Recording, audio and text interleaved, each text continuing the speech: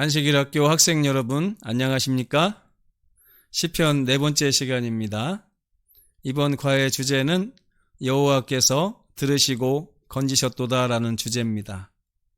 오늘도 한 5분 정도 안교 소그룹의 이야기를 좀 나눈 후에 말씀을 이어가 보도록 하겠습니다. 저는 요즘에 계속해서 안교 소그룹의 중요성을 말씀드리고 있습니다. 지난주에는 안교 소그룹의 부흥이 곧 교회의 부흥이다. 그만큼 안교 소그룹이 중요하다라는 말씀을 드렸습니다. 안교 교과 공부에 대해서도 말씀을 드렸죠. 안교 교과 공부가 결국에 안교 소그룹의 활동으로 이어져야 한다. 형제 사랑이나 하나님 사랑 그리고 이웃 사랑으로 이어져야 한다고 말씀을 드렸습니다. 그렇지 않으면 우리가 이 말씀을 배우는 것이 무슨 소용이 있겠습니까? 근데 제가 목회를 하다 보니까 이 안교 소그룹이 성장을 해야 되는데 안교 소그룹이 성장할 수 없는 여러 여건들이 교회 안에서 발견된 것을 보게 되었습니다. 제가 네 가지를 소개해드리고 싶은데요. 이 네 가지를 가지고 매 안교 때마다 교과 때마다 제가 5분씩 말씀을 한번 이어가 보려고 합니다. 그 네 가지 요소는 첫 번째, 소그룹의 존재 이유를 처음부터 잘못 설정하기 때문에 안교 소그룹이 성장하지 않는다. 두 번째는 안교 소그룹을 구성할 때 범하는 두 가지 오류 때문에 성장에 저해가 온다. 세 번째는 소그룹은 행복해야 되잖아요. 근데 이 소그룹의 행복을 위한 사역들이 너무 부족한 것이 아닌가 생각을 하게 됐습니다. 네 번째는 이 교회 안에서 교회의 성장을 좌우하는 가장 중요한 안교 소그룹이 교회에서 지원을 많이 받지 못하고 있는 것입니다. 그래서 교회가 소그룹 중심으로 운영되지 않기 때문에 안교 소그룹이 성장하지 못하는 것이 아닌가 이런 진단을 내리고 있습니다. 그러니까 지난주에 저는 안교 소그룹은 왜 존재하는가, 어떤 목적을 가지고 존재해야 되는가 하는 것을 말씀을 드렸습니다. 사도행전 2장 44절에서 47절에 있는 말씀을 드렸었는데요. 여기 보면 영적인 성장 또 양적인 성장, 즉 수침자를 내는 일은 하나님의 역할이다 이렇게 말씀을 드렸어요. 그리고 우리 소그룹의 역할은 소그룹 구성원의 영적인 행복과 건강 그리고 하나님을 찬양하는 데 있다고 말씀을 드렸습니다. 이 소그룹이 우리를 행복하게 하고 만족하게 해야 된다는 것이죠. 이렇게 영적인 소그룹이 영적인 가정으로 준비가 되게 되면 하나님께서는 영적 아이들을 이 영적 가정에 선물로 이렇게 더해주시는 개념이 사도행전 2장에 나오는 개념입니다. 그래서 이것이 바로 교회의 양적 성장의 비결이라고 제가 말씀을 드리는 것이고요. 결론적으로 영혼 구원은 소그룹의 영적 행복과 찬양이 있어야만 그 결과로 따라오는 것이라고 말씀을 드린 것입니다. 그러면 두 번째 저의 요소는 무엇일까요? 바로 소그룹을 구성할 때 범하는 두 가지 오류라고 할 수가 있겠습니다. 첫 번째는요, 소그룹을 이원화하여 운영하는 실수를 우리가 저지른다는 것입니다. 주중에는 소그룹 내지는 구역반 활동을 하고 안식일에는 교과반 혹은 활동반으로 이렇게 분리돼서 운영을 하게 되면 소그룹의 사역이 이어지지 않기 때문에 당연히 그 성장에는 저해가 오기 마련입니다. 두 번째는요, 한 소그룹의 인원이 너무나 많다는 데 있습니다. 소그룹은 2명에서 5명 정도가 적당합니다. 성경적으로도 그렇고요. 하지만 오늘날 소그룹을 보면 10명에서 20명 정도 또 넘는 경우도 많이 있습니다.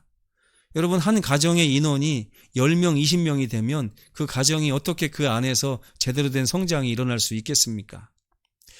교회 증언 7권 21페이지 보면 화인 여사는 분명히 교회 사업의 기본적 단위로서 소그룹이 필요하다는 말씀을 하셨습니다. 예수님도 그걸 인정하셨고요. 마태복음 18장 20절에 보면 2-3 사람이 내 이름으로 모인 곳에 내가 함께 있겠다고 말씀하시면서 이 소그룹의 인원이 2명 내지 3명에서 시작하는 것이 가장 이상적이라는 것을 말씀하고 계십니다. 부부도 남자와 여자가 만나서 2명에서 이 가정을 시작하는 것처럼 소그룹도 그렇게 시작돼야 된다고 저는 생각합니다. 자, 이제 제 사과, 여호와께서 들으시고 건지셨도다라는 주제를 함께 나눠보겠습니다.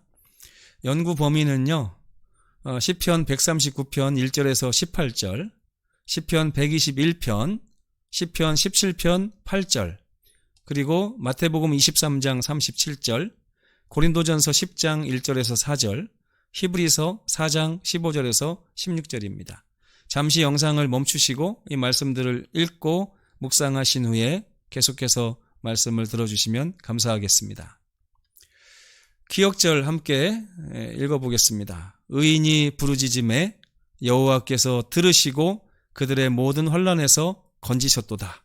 시편 34편 17절입니다. 이번 교과의 제목이 이 성경절에서 나온 것 같지 않습니까? 예.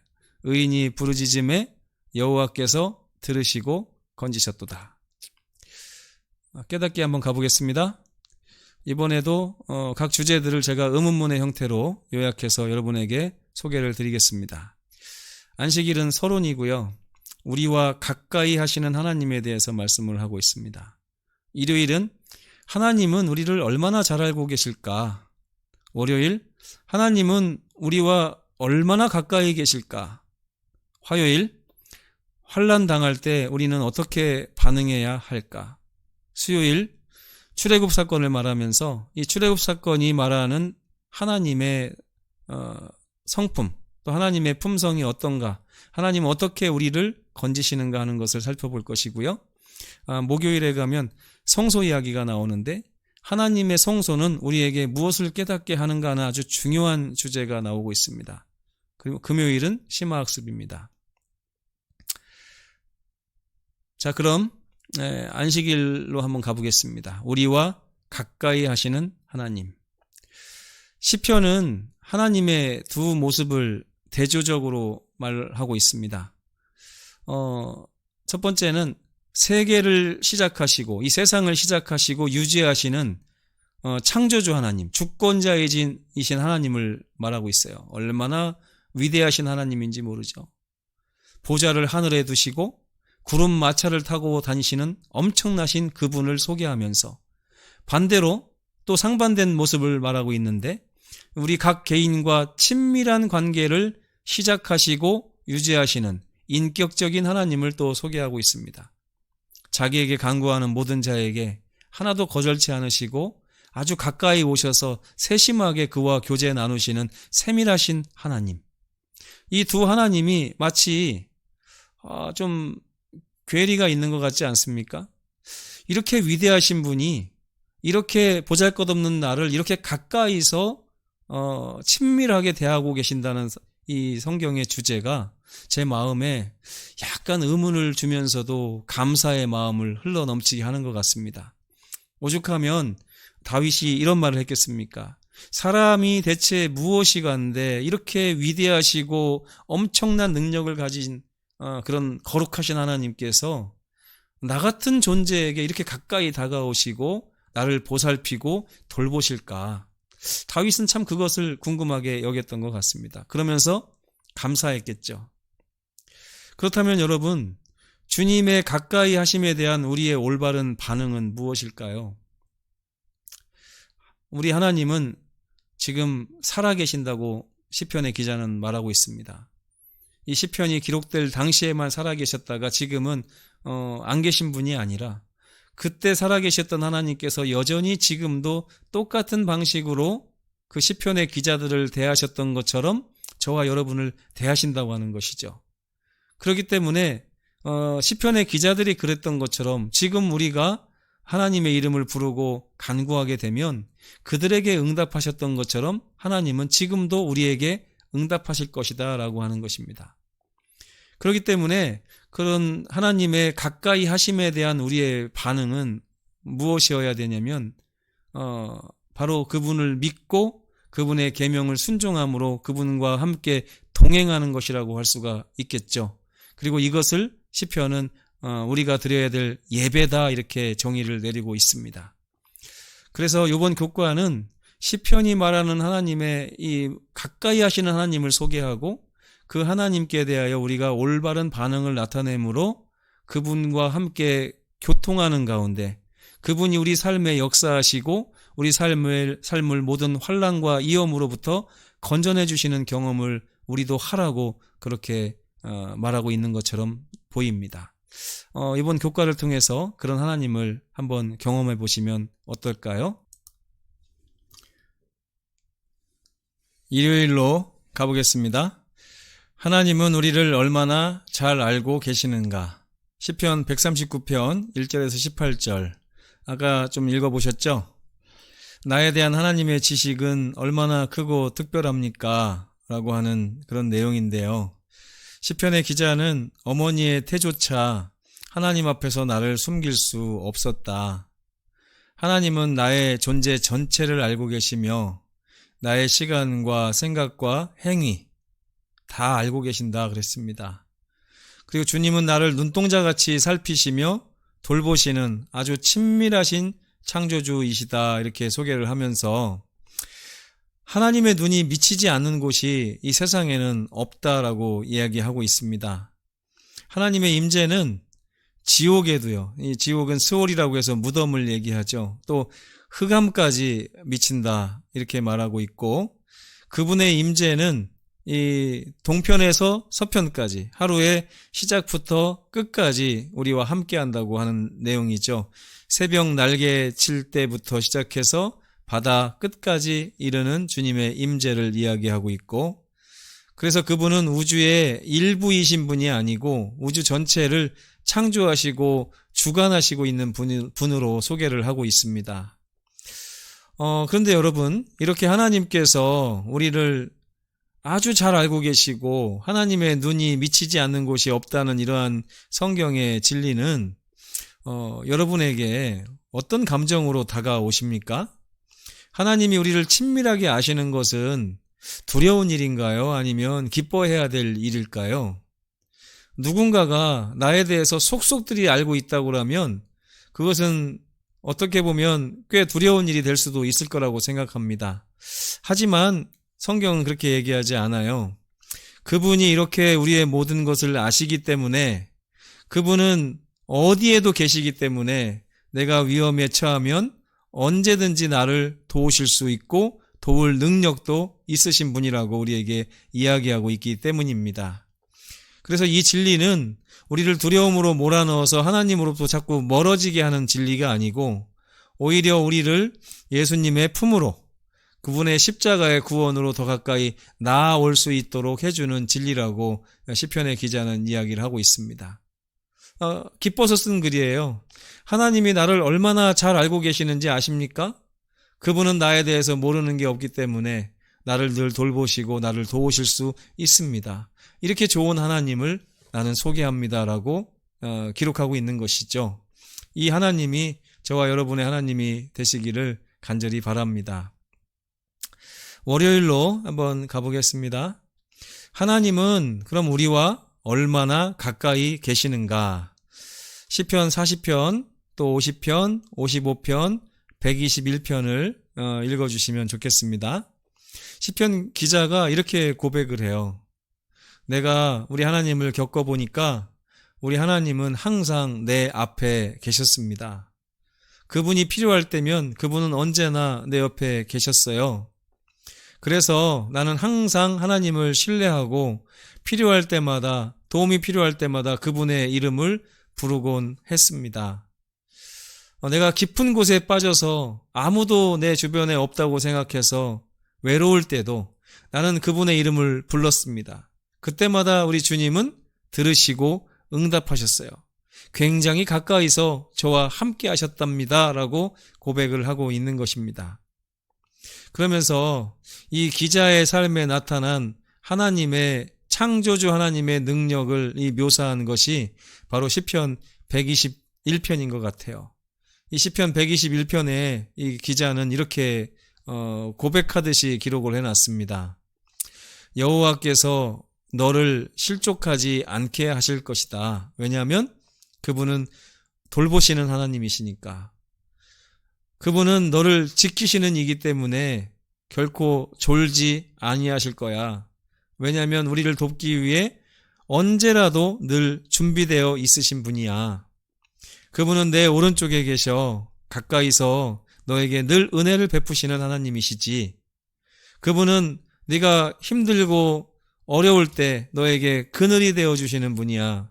낮에는 구름 기둥으로 막아주셔서 햇볕을 막아주시고, 밤에는 불 기둥으로 이 사막의 그 추위를 이겨내게 해주시는 그런 분이셔.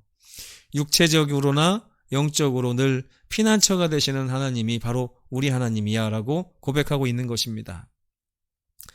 해와 달도 너를 해치지 못할 거야. 이게 무슨 말이에요? 그 당시에 해를 섬기는 사람들, 달을 무서워서 두려움 가운데 섬기는 사람들이 얼마나 많았습니까? 잘못 보이기만 하면 이렇게 징벌을 하고 체벌을 하는 그런 신을 섬기는 그런 시대였지 않습니까?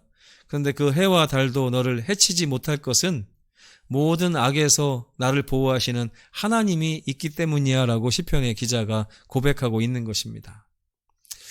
여러분은 이 시편의 기자의 고백을 어떻게 생각하십니까? 항상 여러분 곁에 계신 우리 하나님 한번 묵상해 보시면 어떨까요?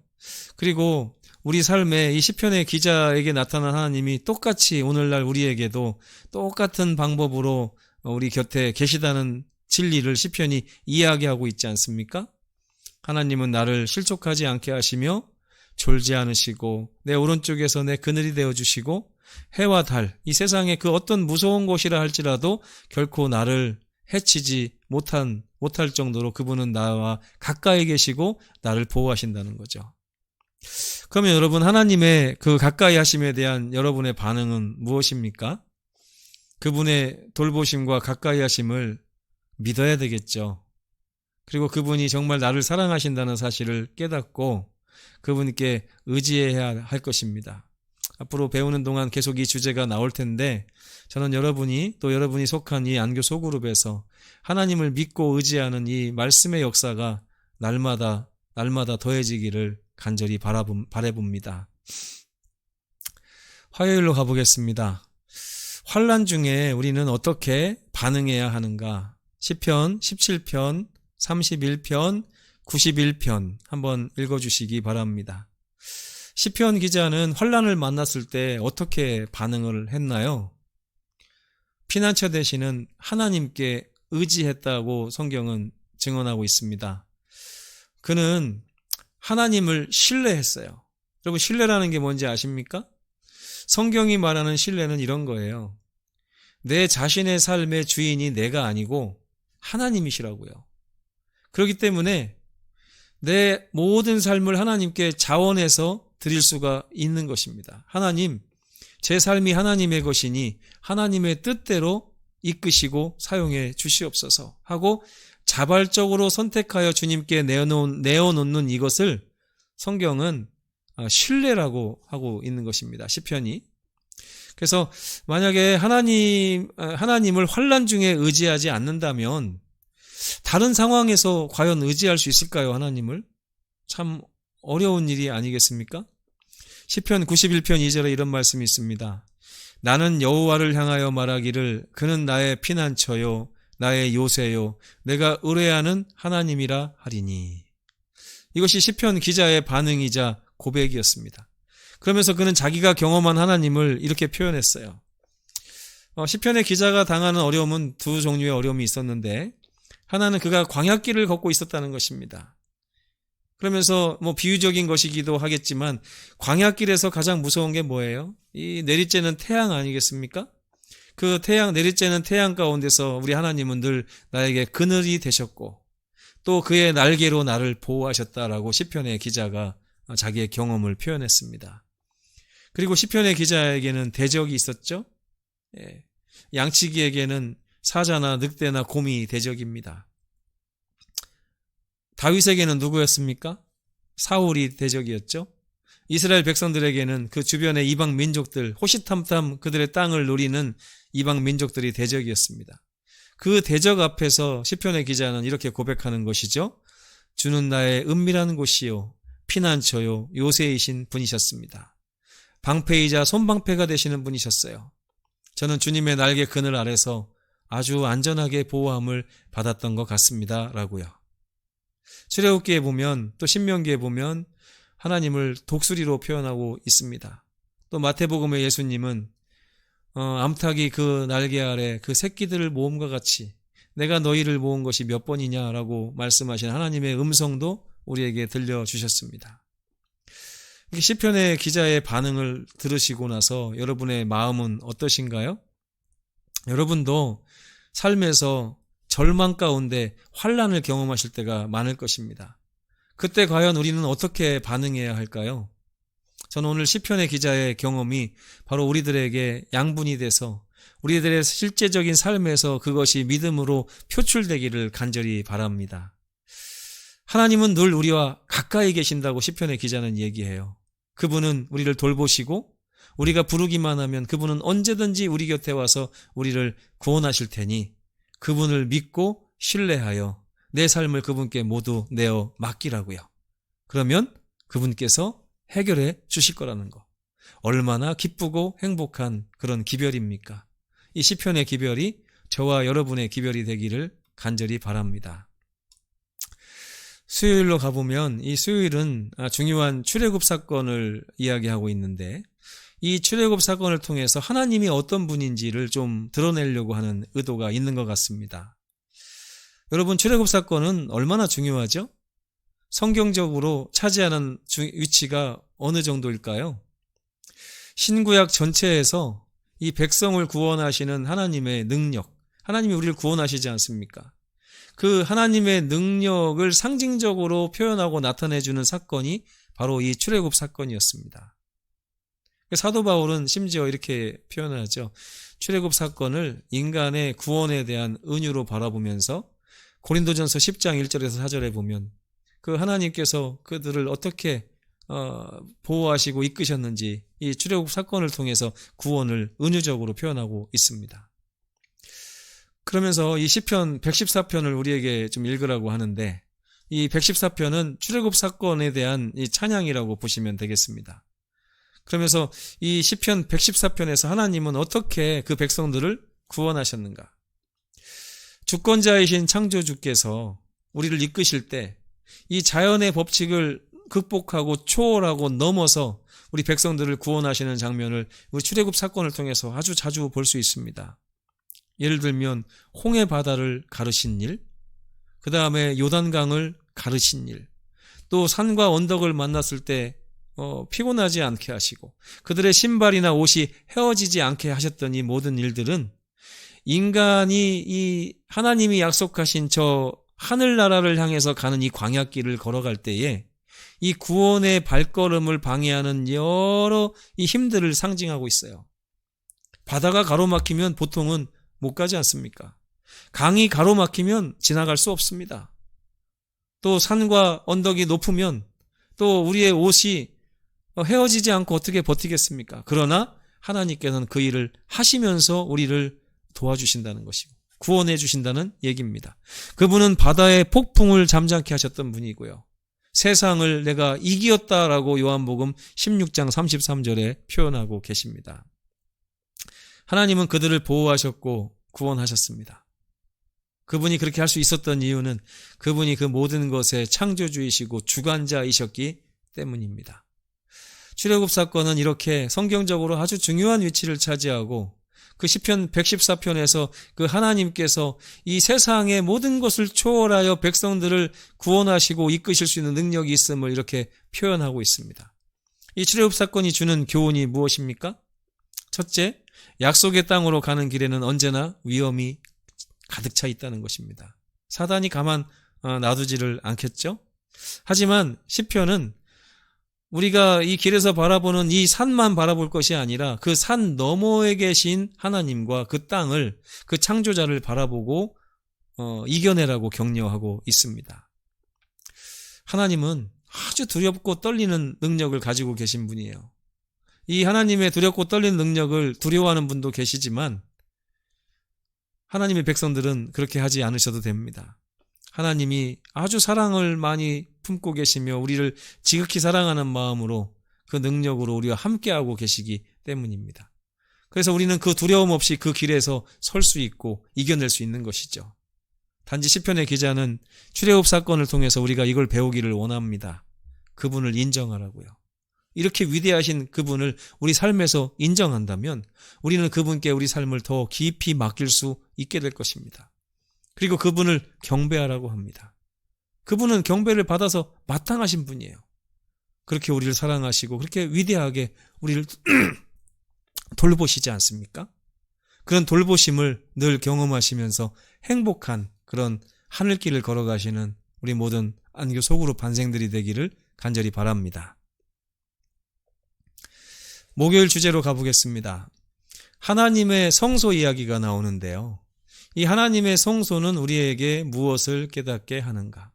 시편 3편, 14편, 20편, 27편, 36편, 61편, 68편에 있는 말씀들 빠치지 마시고 찾아서 읽어주시면 감사하겠습니다.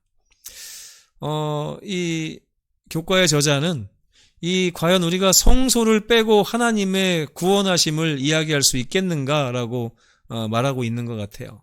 왜냐하면 성소는 우리의 도움과 안전과 구원의 장소이기 때문이고요. 곤경에 처한 사람들에게 피난처를 제공해 주기 때문에 그렇습니다. 성소는 고아와 과부를 보호하고 그분의 백성들에게 힘을 제공합니다. 거기에서 심판이 시작되고 선포됩니다. 억울함에 빠진 모든 하나님의 백성들이 이 하늘의 축복을 받는 장소가 바로 성소라고 할 수 있겠습니다. 때문에 성소는 하나님의 백성들에게 있어서 가장 편안하고 가장 안전한 곳이라고 할 수가 있겠습니다. 그런데 그 이유가 무엇일까요? 성소가 견고한 건물이기 때문에 그럴까요? 아니면 다른 이유가 있을까요? 시편은 그 성소는 바로 하나님이 거하시는 하나님의 집이기 때문에 그렇게 안전한 곳이라고 우리에게 이야기를 하고 있습니다. 예를 들어서 시온산은요, 우리가 시온에 하나님의 보좌가 있고 다 이렇게 알고 있지 않습니까? 근데 이 시온산은 사실 높은 언덕이 아니라 낮은 언덕이에요. 그렇게 낮은 언덕에 불과하지만 거기에 하나님의 임재가 계심으로 인해서 우주에서 가장 중요한 곳, 가장 안전한 곳이 되는 것입니다. 위대한 곳이 되는 것이죠. 이런 성소의 진리는 오늘 우리에게 무엇을 깨닫게 합니까? 성소는 아주 거룩한 곳이에요. 그 성소는 물론 우리에게 도움을 주기도 하지만 그 성소에 들어갈 때마다 우리는 두려움과 경외심을 갖게 됩니다. 모든 사람은 죄가 있습니다. 그 죄로 인하여 그 성소 앞에 섰을 때 우리는 내가 결코 나의 힘으로 이곳을 들어갈 수 없고 이곳은 결코 나를 위한 장소가 아니구나 하는 것을 깨닫게 됩니다. 자격이 없다는 것이죠. 하지만 성소는 기별을 품고 있습니다. 그 성소에서 우리를 통해서 가르쳐주는 게 뭐예요? 성소는 우리의 구원이 우리 스스로의 힘으로는 불가능하지만 거기에는 오직 하나님의 신실하심과 하나님의 은혜로 인해 준비된 구원의 선물이 있다는 것을 우리에게 알려주는 것입니다.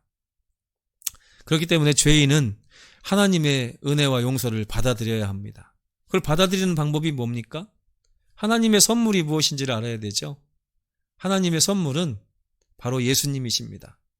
예수께서 우리의 영원한 보호자요 친구가 되셔서 우리를 성소에 들어가게 하시고 하늘에 들어가게 하시고 정말 하나님의 은혜 가운데 영생을 누릴 수 있도록 해주시고 도와주시는 보혜사가 바로 우리 예수님이신 것입니다. 예수님을 통해서만 구원을 얻을 수 있으니 너희 모든 백성은 예수께 오라고 하는 음성이 성소의 기별 가운데 숨어 있습니다. 우리 예수님 그런 분이십니다. 우리와 가까이 하시고 우리를 너무나 잘 아시면서 우리를 돕기 위해서 늘 성소에 계셔서 우리를 아주 시작부터 끝까지 돌보시는 그 예수님을 우리는 만나야 할 것입니다. 이런 예수님이 우리 안교 소그룹을 이끄신다면 얼마나 좋겠습니까? 금요일 심화학습입니다. 첫 번째 주제는 하나님의 백성들이 큰 힘을 얻지 못하는 경우가 있는데 이유가 뭘까 하는 것을 말하고 있는데요. 이 저자는 이렇게 얘기합니다. 하나님의 지혜를 의지하지 않고 자기 자신의 지혜를 의지하기 때문에 그런 것이다. 우리는 나보다 하나님의 지혜가 뛰어나심을 믿고 신뢰하며 그분께 나의 삶을 내어 맡기고 기회를 드려야 한다라고 말하고 있습니다. 두 번째 주제는요. 하나님을 시험하는 것과 하나님을 신뢰하는 것은 어떻게 다른가? 라고 하는 주제를 말하고 있어요. 사탄은 하나님의 말씀을 사탄도 사용을 합니다. 예수님을 시험할 때 사탄도 시편 91편에 있는 말씀을 사용했어요. 시편에 이렇게 써 있지 않느냐? 한번 해봐. 근데 이것이 왜 잘못됐을까요? 바로 하나님의 뜻과 어긋나는 요청을 하나님의 말씀을 가지고 하고 있다는 거예요. 이것을 성경은 하나님을 시험하는 거라고 말하고 있습니다. 그러면 하나님을 신뢰하는 것은 무엇일까요? 반대로 하나님의 말씀을 그분의 뜻과 일치되게 사용하여 구하는 것을 신뢰라고 합니다. 하나님 말씀에 이렇게 약속하셨지 않습니까? 주님께서 이것을 원하시지 않습니까? 이 약속을 저에게 이루어 주십시오. 이것이 신뢰라는 거예요. 맡기는 것입니다. 그런데 뭔가 하나님의 약속을 통하여 나의 유익을 얻고자 내 마음대로 나의 계획 가운데 하나님의 말씀을 깨어 넣는 것, 아전인수처럼 하나님의 말씀을 끌어다 쓰는 것, 이것을 하나님을 시험한다고 성경은 표현하고 있다는 것입니다. 부조화 선지자 203페이지를 읽고 좀 정리하겠습니다. 그리스도교나 그리스도인 개개인들에게 이르러 오는 가장 위대한 승리들은 그들의 재능이나 교육, 사람의 재물이나 호의로 얻어지는 것이 아니다. 그것들은 열렬하고 필사적인 믿음으로 전능하신 능력의 팔에 매달릴 때에 하나님이 함께 하시는 기도의 밀실에서 얻어지는 승리들이다. 참 귀중한 말씀이죠. 이번 주 내내 이 말씀의 의미를 배우기 위해서 우리가 교과를 공부하지 않았나 싶습니다. 승리는 우리에게서 비롯되는 것이 아니고 우리 하나님께로부터 비롯되는 것이라고 우리가 배웠고 그것을 우리의 마음에 새기고 우리 삶으로 옮겨야 될 것 같다는 생각이 듭니다. 느끼기로 가보겠습니다. 3가지 질문이 있습니다. 여러분이 경험했던 하나님을 한번 이 교과에 비추어서 이야기해 보시면 좋겠습니다. 나와 정말 가까이 하셨던 하나님 있죠? 네. 나에 대해 나보다 더 잘 아셨던 하나님, 그 경험이 있을 것입니다. 나의 삶을 나보다 더 좋은 것으로, 내가 생각한 것보다 더 좋은 것으로 채우셨던 하나님의 이야기를 들려주십시오. 그리고 여러분을 환난에서 건지셨던 주님의 이야기도 들려주시고 서로서로 나누어 주시면 좋겠습니다. 서로서로 용기가 되지 않겠습니까? 3번째는 앞으로 여러분의 생일을 정말 주님께 맡기실 건지, 여러분은 어떤 결심을 하셨는지 형제들에게 증언하며 한번 이야기를 나눠주시면 좋을 것 같습니다. 누군가에게 나의 결심을 이야기하면 그 결심은 더욱더 강해진다고 저는 생각합니다. 많이 나눠주시기 바랍니다. 행악입니다. 하나님 중심의 예배하는 삶을 살자고 제가 계속해서 외치고 있습니다. 이번 주에는요, 늘 가까이 계신 주님을 은밀한 기도로 한번 만나보셨으면 좋겠어요. 골방을 하나 정하시면 좋겠습니다. 하나님과 개인적으로 만나는 장소에서 하나님 나에게 얼마나 가까이 계신지 물어보기도 하고 나의 비밀을 토로하기도 하는 그런 놀라운 경험 하셔야 되겠죠? 2번째는 우리 가정을 나보다 더 잘 치리하실 수 있고 이끄실 수 있는 하나님께 맡겨보시라는 것입니다. 하나님 일주일만 맡겨보겠습니다. 하나님 한 달만 맡겨볼 테니 하나님 이끌어 주십시오 하고 하나님이 어떻게 행하시는지를 기드온이 그렇게 하나님의 그 행동을 기대하고 고대했던 것처럼 우리도 한번 해보는 것입니다. 3번째는 고난당하는 형제나 이웃을 위해서 오늘 이번 주에 배운 우리의 시편을 나눠주고 기도해주는 그런 일도 해보셨으면 좋겠습니다. 점점점 우리의 소그룹, 안교 소그룹이 하나님 앞에서 자라나고 더 행복해지지 않겠습니까? 이런 소그룹이 되시기를 간절히 바라면서 이번 교과를 마치겠습니다. 자, 다음 주에는요, 제 5과 낯선 땅에서 부르는 여호와의 노래라는 주제로 여러분을 찾아뵙겠습니다. 한 주일 동안 건강하시고 말씀의 은혜 충만히 누리시게 되기를 바랍니다. 수고하셨습니다. 다음 주에 또 뵙겠습니다.